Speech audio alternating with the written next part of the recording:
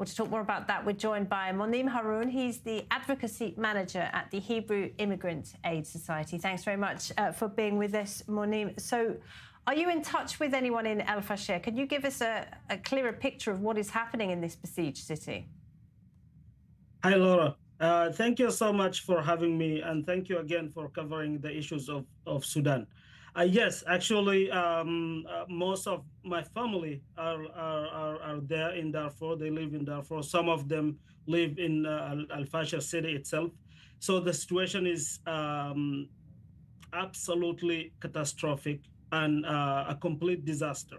But before continuing on that, I think from the very beginning of this brutal war, you had me in your show, and I have said that unfortunately we will see more and more mass atrocities as we have just seen in Al Fasher if the war continues and if the international community continues to hesitate to intervene strongly and robustly to stop the both warring parties to killing Sudanese people. So unfortunately, what has happened in Al Fasher was expected and is nothing surprising at all, considering the history of the both conflicting parties in Sudan.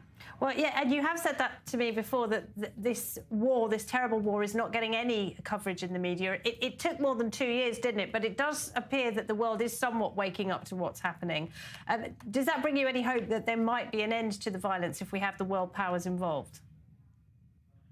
Yes, actually, I think we have spoken about this for several times. So just let me say, as a Sudanese, and I wanted to say this statement as a Sudanese, I'm really disappointed and frustrated by the lack of action from the international community, including the media coverage.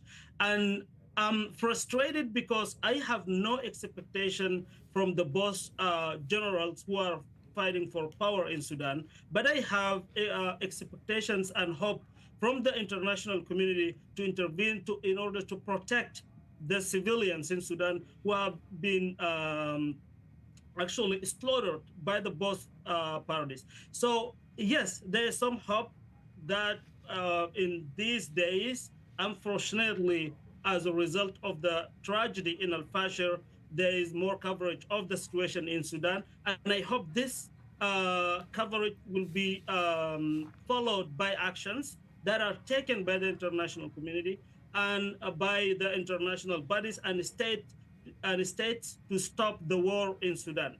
And I think the most important thing that needs to happen for the Sudanese people is to stop the war.